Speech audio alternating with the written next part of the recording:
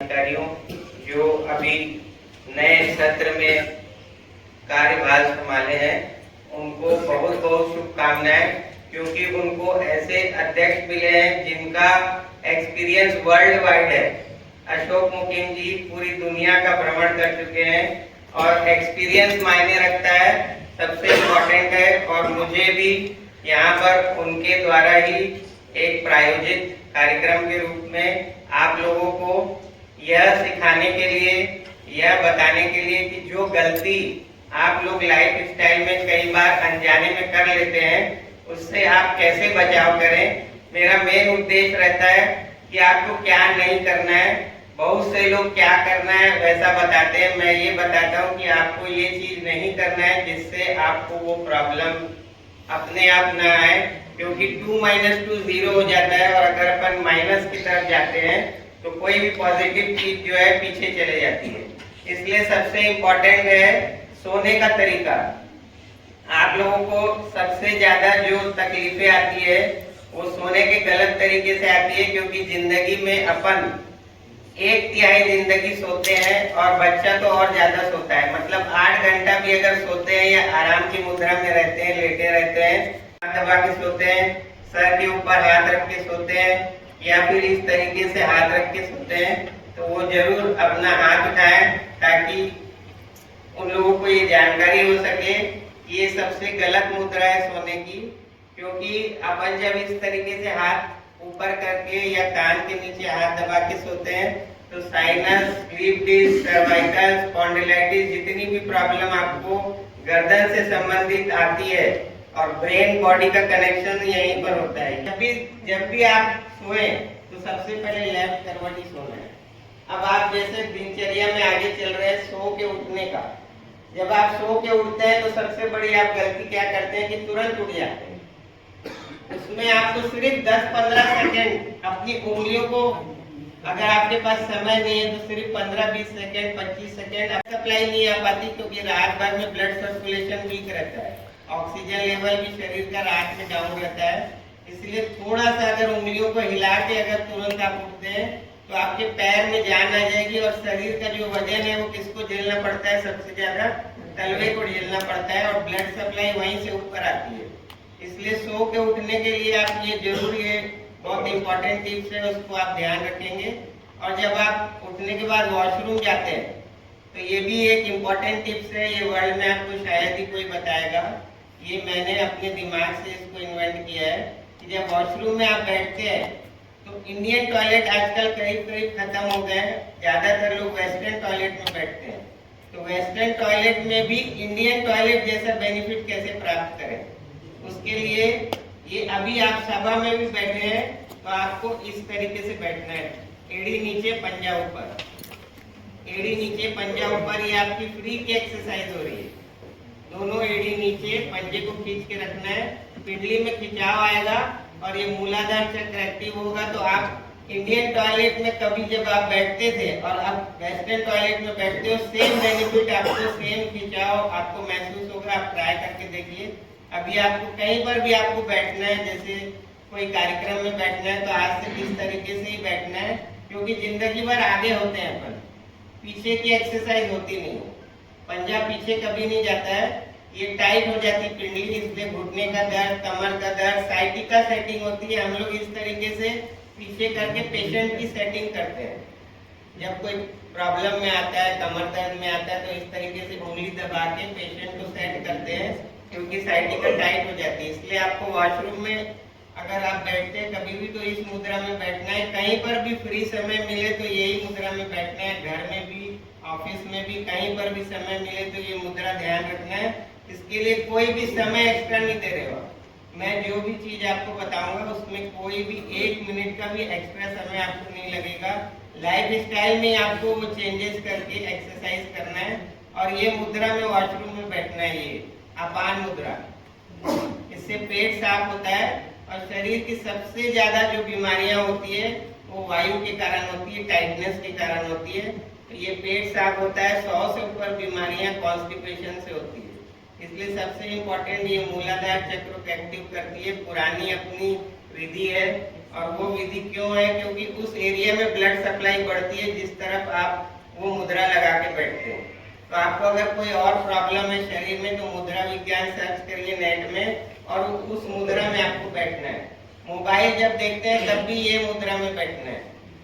ये भी आपको टिप्स शायद ही कोई बताएगा। मोबाइल में देखते समय कौन कौन सी मुद्राएं आप कर सकते हो, कौन कौन सी एक्सरसाइज कर सकते हो, क्योंकि सबसे ज्यादा समय अपन अभी किस चीज में दे रहे हैं, जो फ्री टाइम है सबसे ज्यादा कहाँ यूटिलाइज हो रहा है, मोबाइल में। तो मोबाइल में आपको खुद ऐसी ऐसी मुद्राएं एक्सरसाइज कोई भी आप जो आप चाहते हैं कि मेरे को कोई प्रॉब्लम है तो वो चीज को आप साथ में उसको ऐड करना है।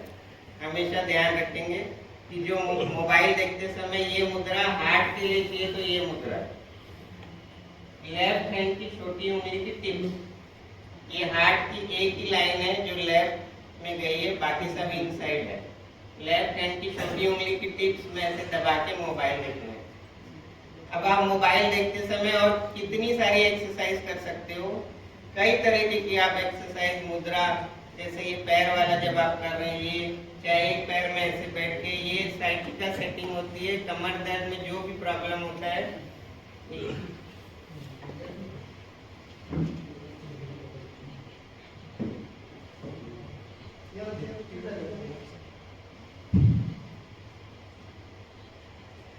जब आपको ऑफिस में बैठना है कहीं पर भी, तो कभी इस तरीके से बैठना है, कभी इस तरीके से बैठना है, जहाँ आपके पास समय हो, जहाँ इस तरीके से बैठ सको। मान लो कहीं सभा में बैठना है तो ये इस तरीके से बैठना है, जो अभी आपको मैं बताया। तो ये ऑटोमेटिक में एक्सरसाइज हो रही है। ऑफिस में आप बैठेंगे तो एक पैर इधर एक पैर इधर। इसी तरीके से आपको बीच बीच में कभी भी, जैसे ऑफिस में बैठे हैं तो इस तरीके से गर्दन पीछे करके एक बार इस तरीके से हाथ ऊपर कर लेना है। गर्दन पीछे 30 डिग्री में रहेगी और ये एक बार सिर्फ हाथ ऊपर कर लेना है। आप लोगों में से कौन जो प्लेयर्स हैं, जो पुराने प्लेयर्स, तो एक बार इधर आ जाइए, आइए।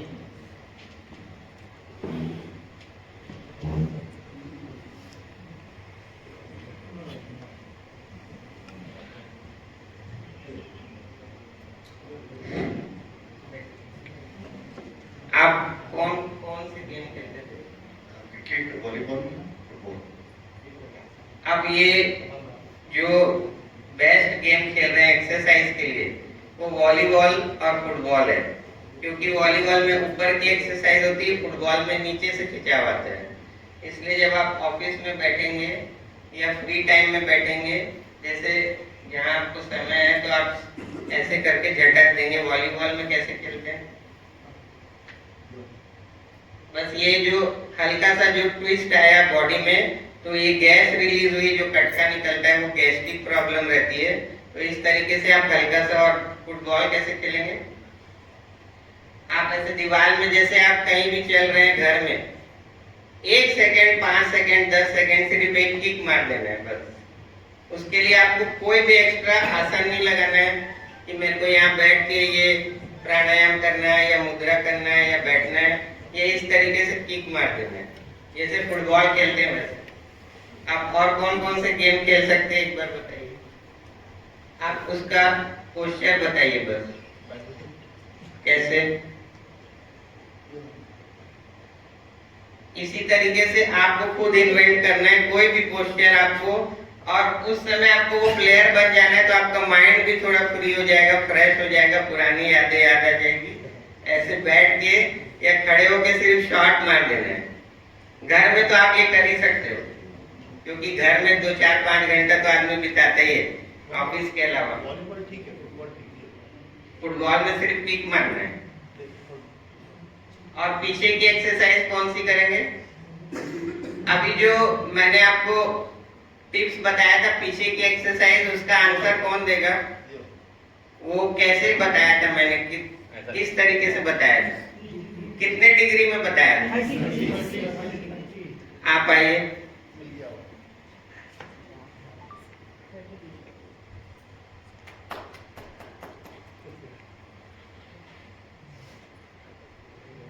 आपका शुभ नाम?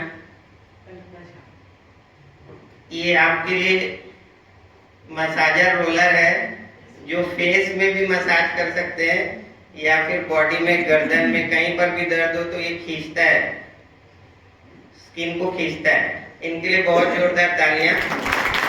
और अभी जैसे ये फेस मसाजर मैंने दिया तो आपको एक टिप्स बता रहा हूँ। फेशियल करने का सबसे बेस्ट टाइम कौन सा है? फेशियल अपन करते हैं लेडीज लोग या कभी कभी जेंट्स भी कराते हैं, तो रोज फेशियल करने का बेस्ट टाइम कौन सा है जिसमें डेली फेशियल होगा शरीर का, अपने चेहरे का? कोई बता सकता है उसका टाइम कब है? बेस्ट टाइम शरीर में फेशियल करने का बेस्ट टाइम कब है? ब्रश करते समय भी और नहाते समय भी। मैं आपको बता रहा हूँ एकदम परफेक्ट टिप।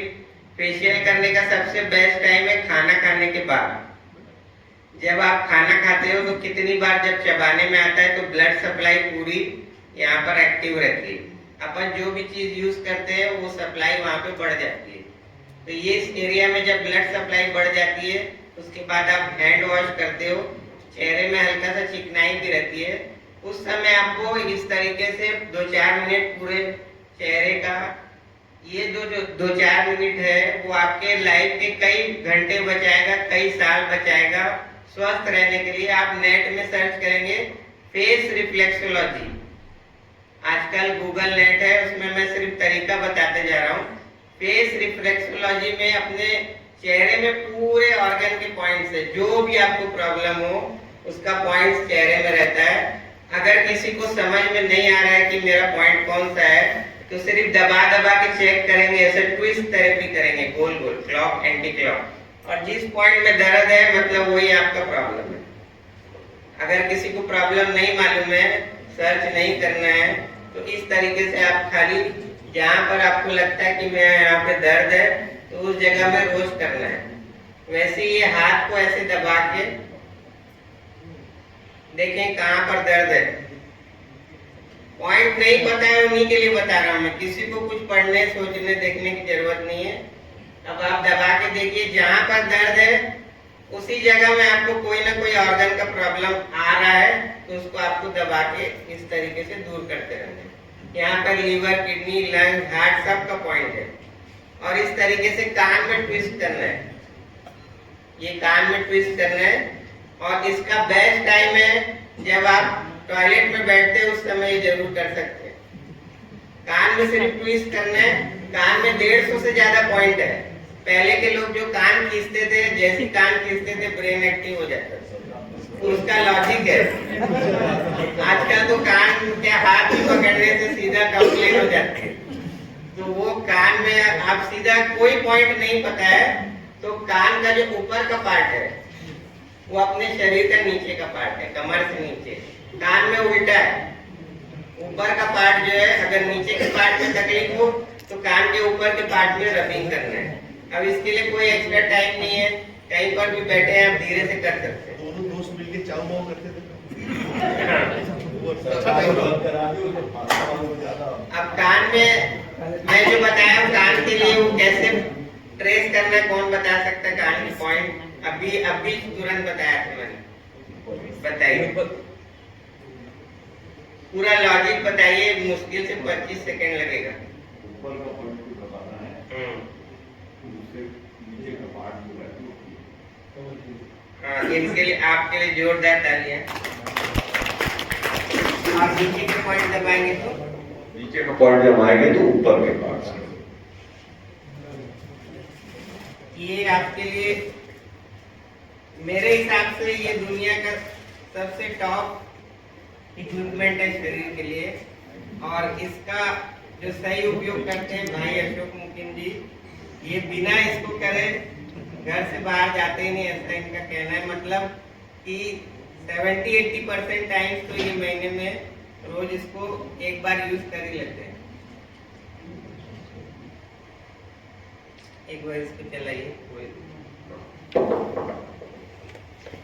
इसको बैक में चलाना है, पीठ में चलाइए, पीठ में चलाना है।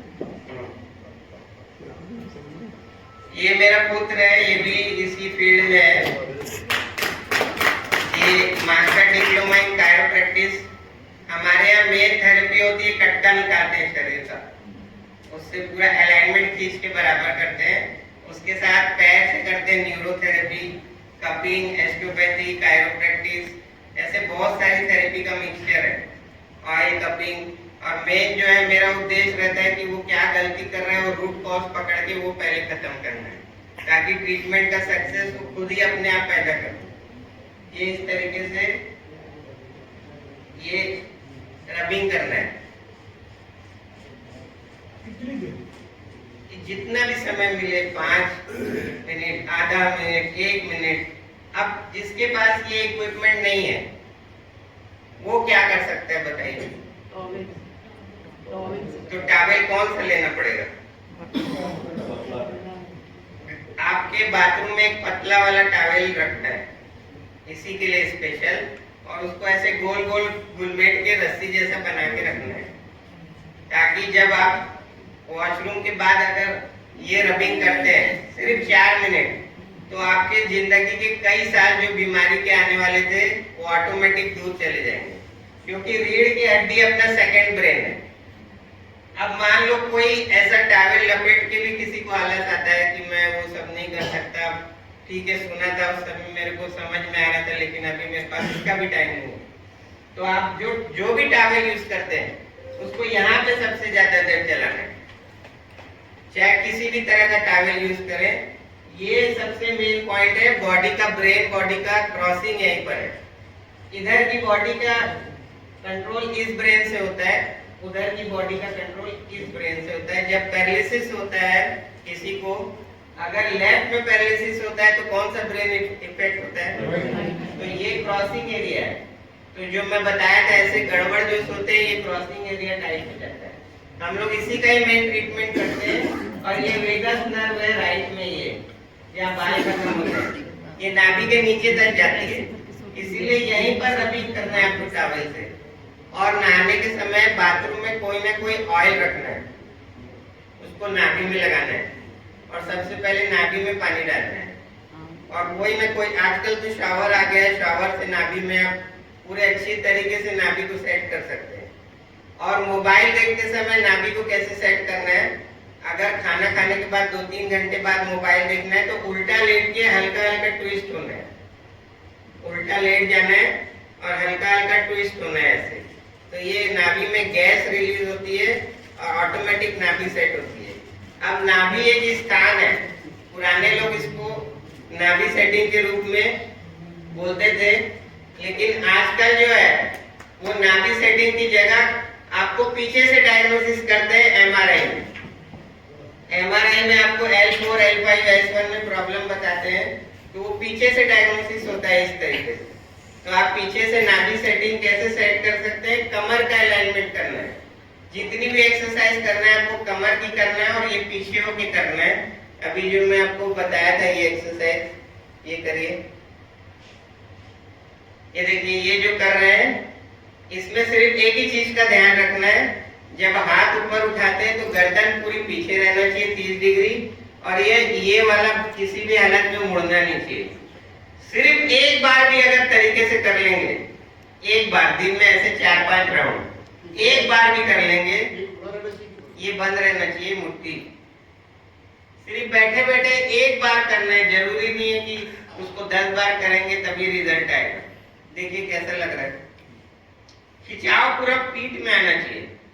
रीढ़ की हड्डी पूरा टाइम ऐसा झटका खा के नीचे होती है, ऊपर कभी नहीं होती। इसीलिए यहाँ पर जब आप एमआरआई में टेस्ट कराते हो तो ये गैप कम हो गया बोलते हैं, ये गैप इससे बढ़ जाता है। ये भी टेक्निक आपको, ये 30 डिग्री में ऐसे हाथ उठाने की टेक्निक, ये मेरे द्वारा इन्वेंट करी है, ये भी आपको शायद ही कहीं मिलेगी। और इसके लिए आपको सिर्फ कितना सेकंड लग रहा है? 5, 10, 15 सेकंड। अब 5, 10, 15 सेकंड अगर ये करते हैं तो आपको कितना फ्रेश फील होगा, आप खुद ही फील कर सकते हैं जब आपका रूटीन में आ जाएगा। वैसे ही जब पैर ऐसे करके रखेंगे तो आप खुद ही फील कर सकते हैं। कभी इस तरीके से मुट्ठी दबा लेंगे तो आप खुद ही फील कर सकते हैं। अब ये गैस का पॉइंट भी यहाँ पर रहता है। ये ऑफिस में बैठे हैं तो इस तरीके से पैर करके, जहाँ लेडीज लोग बिछिया पहनती है अंगूठे में, जहाँ नाभि सेटिंग के लिए आप कुछ ना कुछ पहनाते थे पुराने लोग, उसी जगह में जो जड़ है ये, इसमें सिर्फ ऐसा 20 बार घुमा देना है, ट्विस्ट कर देना है बस। कहीं पर भी आप बैठे हो ऐसे 20 बार, 10 बार, 15 बार ऐसे थोड़ा जोर के ट्विस्ट कर दो। ये पॉइंट में हम लोग हमारे सेंटर में ये पॉइंट को ऐसे ट्विस्ट कर करके गैस रिलीज करवाते हैं बॉडी को।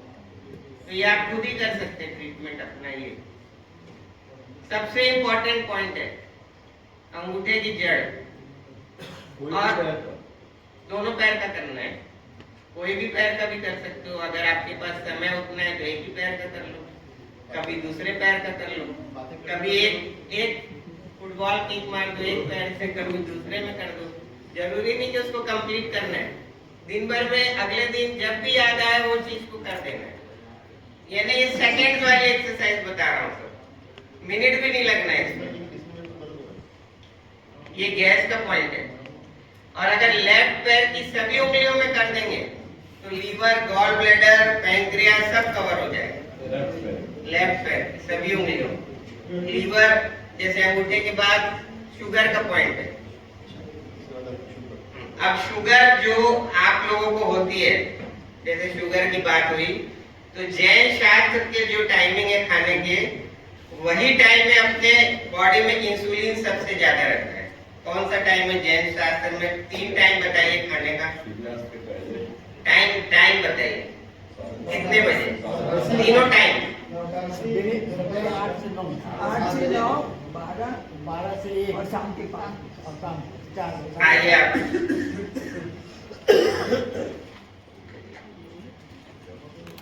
आपको चॉइस है, दोनों में से आपको जो भी इच्छा हो ले सकते हैं।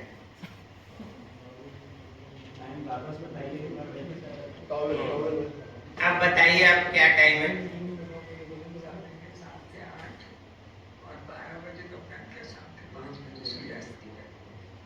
अब ये अपना जैन शास्त्र कितना प्राचीन और कितना ज्यादा, उस समय आप सोचिए कि उस समय इतना ज्यादा साइंटिफिक नहीं था, लेकिन अपन ने कैसे अपना के रखे हैं। आप मद्रास में, बॉम्बे में, बड़ी बड़ी सिटीज में जब डॉक्टर से कंसल्ट करेंगे तो उन लोग बोलेंगे यही टाइम में खाना जरूरी है, शुगर वालों। अब जो प्रॉब्लम आप किसी पेशेंट को लेके जाते हो और वहां पर आपको बताया जाता है कि ये नहीं करना है, ये करना है, तो उस बीमारी से बचाव के लिए भी आपको पहले से वो चीज को अपनाते रहना है। ऐसा नहीं है कि बीमार होने के बाद ही आप करोगे, उस चीज को पहले से थोड़ा थोड़ा अपनी लाइफ में उसको करते रहना है कि ये प्रॉब्लम आएगी तो ऐसा करने मना किए। तो शुगर सबसे ज्यादा इंसुलिन कब रहता है शरीर में? 8 बजे, 12 बजे और 5 बजे। इसीलिए उस समय का खाया हुआ आपका शुगर लेवल कभी नहीं बढ़ने देगा। यानी आपने 1000 का खाया है तो उधर से 1000 का इंसुलिन भी बन जाएगा, लेकिन आपने थोड़ा लेट खाया अगर तो उधर से इंसुलिन ड्रॉप होना चालू हो जाएगा। ऐसा ग्राफ रहता है। तो इधर आपने खाए, इसलिए सबसे ज्यादा जो लेडीज लोग गलती करती है, वो अगर उपास या पचकान नहीं कर रही है तो 7:30 8 बजे कुछ ना कुछ खाना है। ये आप जेंट्स लोगों को, उन लोग को जरूर समझाना है कि खाली पेट नहीं रहना है। खाली पेट रहने से ही एसिडिटी बढ़ती है शरीर में, फिर आप एसिडिटी की गोली लेते हो, क्योंकि उस समय स्टमक सबसे ज्यादा एक्टिव रहता है, यानी एसिड बनता है। जब एसिड बनता है उस समय कुछ डालना है। जब बढ़ जाता है एसिड, जैसे आप खाना खाते हो तो अगर आप पानी पिए या फिर खाते समय या रोटी बनाते समय या और नीचे तक आएंगे, तो जब आटे को आप घोलते हो पानी में, अगर पानी ज्यादा हो जाता है तो क्या डालते हैं? जब आटा उसनते हैं तो आटा डालते हैं। वैसी बॉडी में जैसी एसिड बना उसमें कुछ डाल देना, उसको एब्जॉर्ब करा देना। ये सबसे इम्पोर्टेंट है। अगर आपने उसके बाद डाले, एसिड बढ़ गया, तो जैसे कौवे की कहानी आप सुने, मटकी में पत्थर डाले पानी ऊपर आ गया, वैसी छपाक से आपने एसिड में कुछ डाले, एसिडिटी ऊपर आएगी, फिर आपको लगता है मेरे को एसिडिटी हो रही है, लेकिन वो एसिडिटी आपने खुद ने पैदा की हो। लेकिन कोई अगर पचकान उपास करता है, वो पचकान उपास का भी पहले से ले लेना है, 1 दिन पहले से। ज्यादातर लोग ये गलती करते हैं कि सुबह उठने के बाद पचकान लेते हैं। उसमें क्या है, अपनी बॉडी की मशीन चालू हो जाती है, ब्रेन को पता है आज कुछ मिलेगा, आपने बाद में रोका है। इसलिए उपवास पचकान के समय एसिडिटी नहीं बढ़ेगी अगर आप पहले से लोगे। पहले से आपको पता लगे कुछ मिलना नहीं है तो एसिड रिलीज होना बहुत कम हो जाएगा। इसलिए वो गलती कभी कोई नहीं करेंगे कि उपवास पचकान आप ऐसे लेते जाए लाइन से। जब अब जो खाना खाने में सबसे बड़ी गलती करते हैं अपन, वो क्या करते हैं, खाना कैसे खाना चाहिए, कोई बता सकता है? खाना कैसे खाना चाहिए? चबा चबा के खाना चाहिए। अब चबा चबा के कितने लोग खा पाते हैं? 32 बार। कोई नहीं खाता है। अब उसका एक छोटा सा सब्स्टिट्यूट मैंने निकाल दिया है, ये भी टिप्स आपको शायद ही कहीं मिलेगा। आपको रोटी का कवा छोटा करना है बच्चे जैसा, और सब्जी ज्यादा करना है। रोटी का कवा छोटा, सब्जी ज्यादा, ऑटोमेटिक सब्जी ज्यादा खाने में आएगी, और रोटी का कवा छोटा होगा तो अनाज कम खाने में आएगा। ऑस्ट्रेलिया वगैरह में आप जाएंगे तो वहां पर ये बोला जाता है कि इंडियन लोग सबसे ज्यादा बीमार इसलिए पड़ते हैं कि बहुत गेहूं खाते हैं। ज्यादा गेहूं खाते हैं तो उतना किलोमीटर चलते नहीं है। इसलिए जब अनाज को आपको कम करना है, सब्जी ज्यादा खाना है। अपने जैन धर्म का नारा है, सब जियो और जीने दो, मतलब सब जियो और जीने दो। सब्जी खाओ, खुद भी जियो, सबको जीने दो। अभी इम्यूनिटी पावर बढ़ाने का सबसे बेस्ट सीजन है, जब आप सब्जी सबसे ज्यादा आती है उस समय आपको इम्यूनिटी पावर बढ़ाना है, सब्जी ज्यादा खाना है। और ऐसा नहीं है कि अलग से आप कोई सलाद खाओगे, आपने फाइबर खाया, आपने भीगा हुआ मूंग चना खाया, वो भी अच्छी बात है, लेकिन अनाज के साथ सब्जी खाओगे तभी वो आगे बढ़ेगा। अपने शरीर में कितना फीट घूमना पड़ता है खाने को, कोई बता सकता है? 22 फीट। और बताइए, इन्होंने 22 फीट बताया, और कितना फीट गोल गोल घूमना पड़ता है खाने को, मुंह से लेके आखिरी तक? 30 फीट घूमना पड़ता है, 3 मंजिल। अगर आप सॉफ्ट करके नहीं खाओगे खाने को, सब्जी ज्यादा नहीं खाओगे, तो अनाज आपके पेट में सड़ेगा और वायु बनेगी, गैस बनेगी। इसलिए आपको सब्जी ज्यादा खाना है। इस तरीके से आपको गैस नहीं बनती तो आपको कई सारी प्रॉब्लम से बचाव है। और पानी कैसे पीना है, किसको बताइए कैसे पीना है? घूट घूट करके पीना है, चाय के जैसे घूट घूट करके। कौन पी पाता है? कोई पी पाता है? 1 2 3 4 5, मतलब 5% 10% लोग, वो भी कई बार जल्दी में जल्दी पीना पड़ जाता है। मैं उसका एक बढ़िया सब्स्टिट्यूट बता रहा हूँ, ये भी अलग हट के टिप्स है। आपको मुंह में पानी भर लेना है। सबसे पहले जितना आप मुंह में पानी भर सको भर लो। अंदर जब करोगे तो 8-10 घूंट में अंदर करोगे। ये इजी है कि नहीं? पहले मुंह में पानी भर लिए, अंदर करे तो 8-10 घूंट में करे। बार बार लगा के पीना बहुत ज्यादा कठिन है, इतनी ज्यादा बिजी लाइफ है कि वो करना मुश्किल है। लेकिन मुंह में एक बार आ गया तो अंदर आप धीरे धीरे कर सकते हो। ये समय बचेगा बार बार लगाने वाला, तो वो ऑटोमेटिक जो है। ऐसे पानी क्यों पीना चाहिए? पुराने लोग बोलते थे जो जल्दी जल्दी पानी पी रहे हो तो घुटने में प्रॉब्लम आएगी, लेकिन अपन सोचते हैं मुंह से पानी पियेंगे तो घुटने में क्यों प्रॉब्लम आएगी? कोई बता सकता है जल्दी पानी पीने से क्या प्रॉब्लम आता है? गट पानी पीने से क्या प्रॉब्लम होता है? कोई बता सकता है क्या कारण है? ऐसा क्या रीजन है? जब मुंह में पानी भरते तब तो सलाइवा भी जाता है, जो मैं टेक्निक बता रहा हूँ उसमें थूक भी आपका जाएगा उतनी देर तक। तो आपको वो टिप्स बता दे रहा हूँ क्योंकि इतना समय नहीं है। इसीलिए जब आप जल्दी जल्दी पानी पीते हो तो उसका प्रेशर यहाँ पर आता है इसोफेगस में, खाने की नली में, फिर पेट में झटका पड़ता है, उसके बाद आगे छोटी आंत में, और वो छोटी आंत से ब्लड में एब्जॉर्ब होकर किडनी में धक्का मारता है। इसलिए किडनी वीक होती है, इसलिए घुटने का दर्द होता है। किडनी एसिड अल्कलाइन बैलेंस करती है, और सबसे ज्यादा पैसा और समय किस बीमारी में लगता है? किडनी की बीमारी में। कितना भी पैसा होगा उसको डायलिसिस कराने जाना पड़ेगा। एक बार हार्ट का ऑपरेशन हो गया या कोई और अंग का ऑपरेशन हो गया वो चल जाता है, लेकिन किडनी में ऐसा नहीं होता है।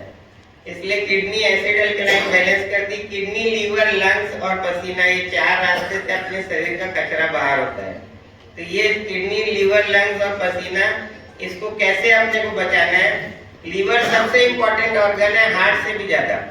500 से ज्यादा फंक्शन लीवर करता है शरीर में। तो लीवर का सबसे टॉप फूड होता है आंवला, विटामिन सी। अब विटामिन सी के बारे में आपको कोरोना के समय सबने समझ चुके हैं कि विटामिन सी की गोली क्यों लेते थे, बताइए। इम्यूनिटी बूस्टर है और प्रतिरोधक क्षमता रखता है और स्किन एकदम पर- गहराई से बताइए विटामिन सी क्या करता है।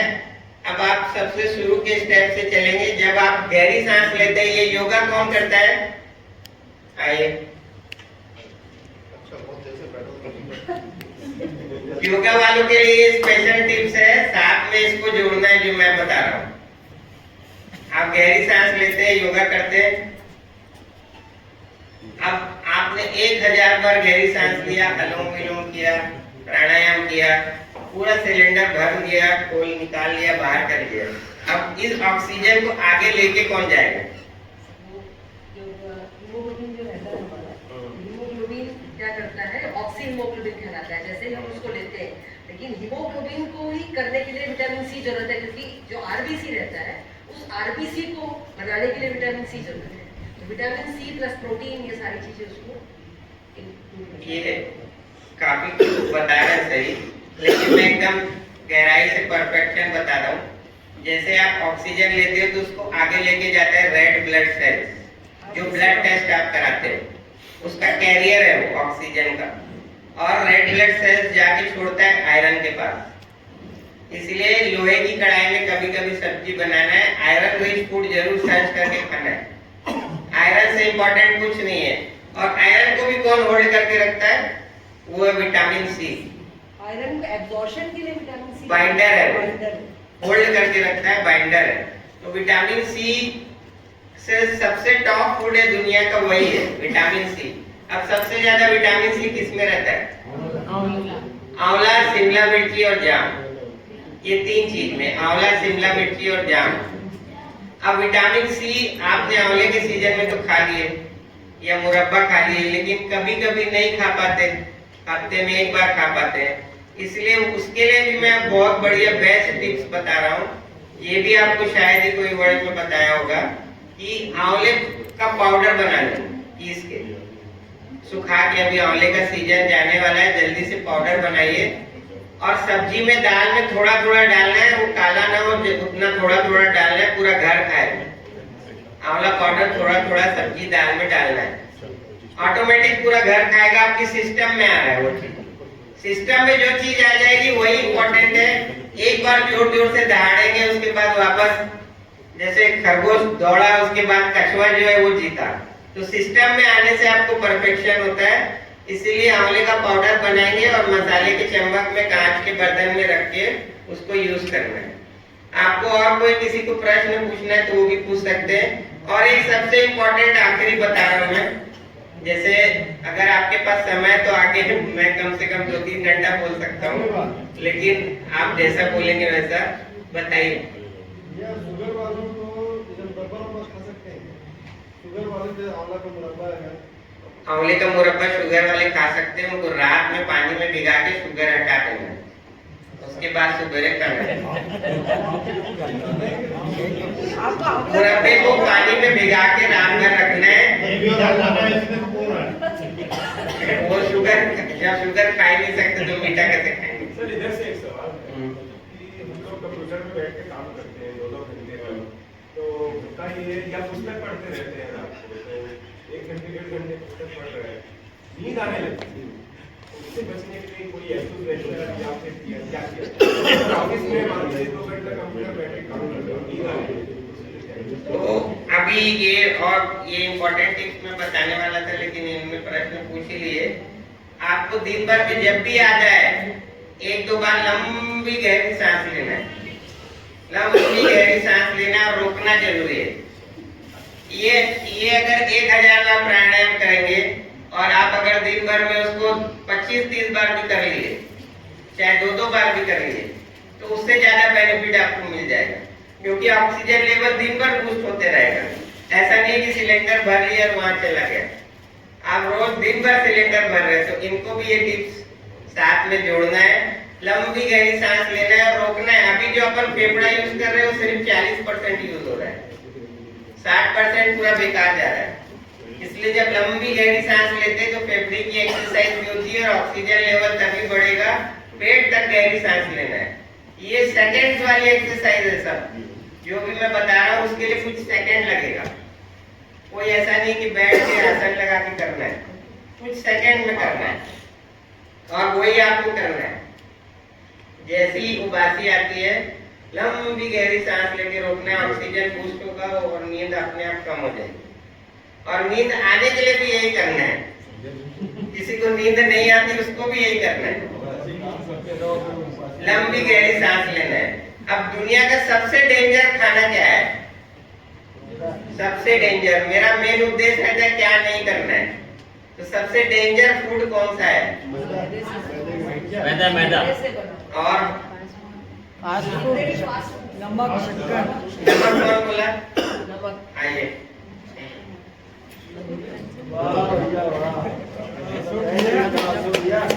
आप देखिए कौन दोनों में से क्या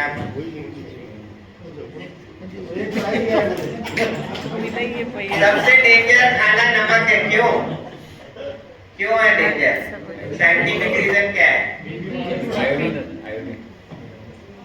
देखिए, अब उतना समय का मैं बताते जा रहा हूँ। उसका फॉर्मूला क्या होता है? NaCl मतलब सोडियम क्लोराइड। सोडियम क्लोराइड अगर ज्यादा लेते हो तो आप जैसे कोई जानवर को जमीन में गड़ाते हो तो क्या डालते हो? क्या होता है उससे? हड्डी गलती है। आप सोडियम क्लोराइड ज्यादा लोगे तो आपकी हड्डी क्या होगी? कैसे गलेगी? उसका जो क्लोराइड है एक्स्ट्रा जा रहा है वो कैल्शियम को क्या बनाएगा? कैल्शियम क्लोराइड बना के किडनी से निकालेगा। और वही टेस्ट आप हॉस्पिटल को किडनी का बैलेंस बना के भेजेंगे। हार्ट के लिए क्या जरूरी रहता है? जितने हार्ट पेशेंट है या जो बन रहे हैं या जो अपने जैन समाज के ज्यादातर हार्ट पेशेंट बन रहे हैं, जो बॉम्बे हैदराबाद ये एक फैशन हो गया, वहां जाके ऑपरेशन करा रहे हैं, वहां जाके ये करा रहे हैं, तो उसको बचना कैसे है? तो क्या करता है? मैग्नीशियम हार्ट के लिए जरूरी रहता है, तो नमक क्या करता है? उसको मैग्नीशियम क्लोराइड बना के चोरी कर लेता है ऑटोमेटिक। पोटेशियम काय के लिए जरूरी रहता है? लंग्स के लिए, किडनी के लिए, अपनी बॉडी के लिए पोटेशियम नसों के लिए जरूरी रहता है। उसको क्या बना देता है? पोटेशियम क्लोराइड बना के बाहर। मतलब आपने जितना कमाया था चोरी छुपे पूरा गायब। अब आप कितना अच्छे से अच्छा खा लो, सोडियम क्या करेगा? Sodium chloride. बहुत कम लोग ऐसे रहते हैं जिसको सोडियम की कमी रहती है, उनको भी घोल घोल के नमक नहीं पीना है। सूप में कोई चीज में डाल के लेना है जिसको सोडियम की कमी है। जो जल्दी जल्दी ऐसे घोल घोल के डायरेक्ट नमक पीते हैं। मैं 10 साल की उम्र से ये सब हेल्थ की फील्ड की बुक्स पढ़ रहा हूँ, तो मैं आज तक ना दही बड़े में कभी नमक खाया, ना ऊपर सलाद में डाल के नमक खाया। मतलब नमक ऊपर का तो टोटली बंद। क्या करता है नमक, आप समझ गए? जितने भी नमक हो सब एक दूसरे की भाई बहन है। उसका क्लोराइड तो सब में है, कोई कम नुकसान करेगा, कोई ज्यादा करेगा। इसीलिए नमक के बारे में ये लिखा है किताबों में, 100 साल के लिए इतना नमक दिए, जितने दिन में खाओ उतने जल्दी बीमार हो।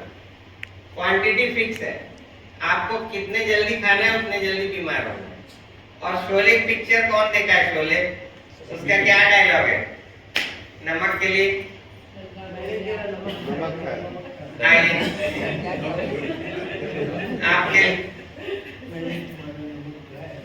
आपके लिए तो ये वाला ही रोलर शायद हो सकता है, वो भैया के पास है।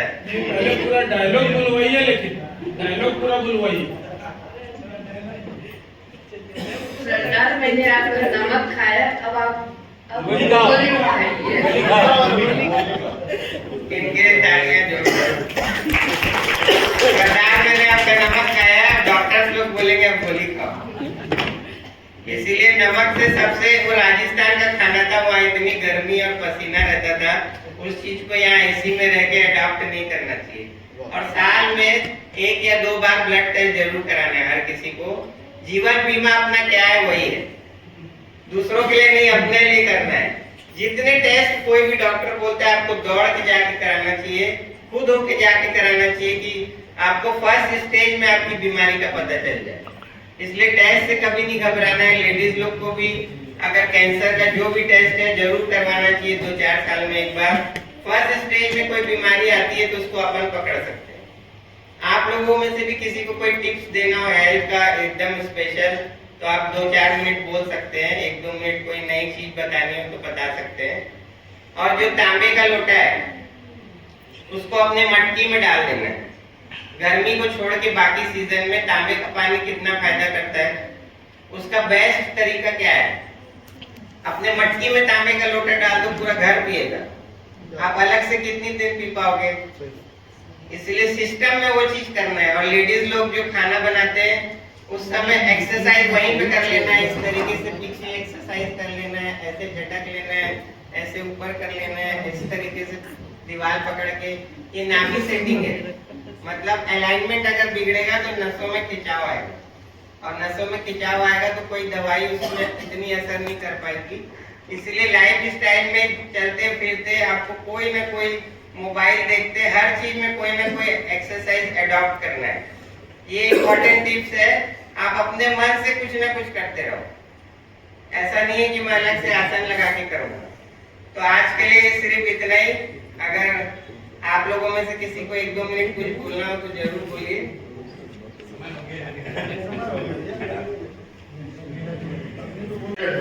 इतनी इजी टिप्स जिसको आप कहीं पे भी बैठ के कभी भी किसी भी अवस्था में कर सकते हैं और उसका सदैव और सदा आपको लाभ मिलेगा।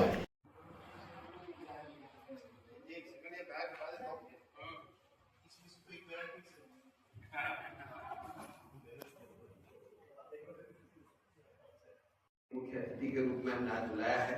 उनका भी हम काफी कुछ स्वास्थ्य के प्रति जागरूकता का लेक्चर होगा। वो टेस्ट राजा भैया एक ऐसे शख्स है जो जिसके जो भी पीड़ा हो जहाँ हाथ रखते हैं वो वहां से गायब हो जाती है। छत्तीसगढ़ ही नहीं पूरे भारत में अनेकानेक जगह सामाजिक संस्थाएं आपको अपने उद्बोधन के लिए आमंत्रित कर रही है। दी जाने वाली कुछ विशेष थेरेपी है नाभि सेटिंग अलाइनमेंट, विशेष दर्द निवारक थेरेपी, कमर दर्द में disc setting, sinus oxygen blood circulation therapy, alternate medicine therapy, lifestyle tips, neurotherapy आदि। वो स्वस्थ रखने के लिए और आज हमें वो मार्गदर्शन देंगे कि अगर हमारा शरीर स्वस्थ है तो लंबे समय तक उसको और कैसे स्वस्थ रख सकते हैं, किन कार्यों को हम कर सकते हैं। हम अपने भोजन, व्यायाम और अन्य छोटी छोटी चीजों से जिसके कारण हम अपने स्वास्थ्य को संभाल नहीं पाते, उस पर वो मार्गदर्शन करेंगे। मैं अनुरोध करूंगा श्री राजा भोला जी की आए और हमें संबोधित करें।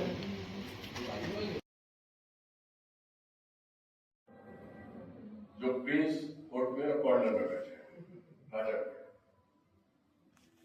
जो कि अपनी अंगुलियों और हाथों की करामात से लोगों को नई जिंदगी देते हैं।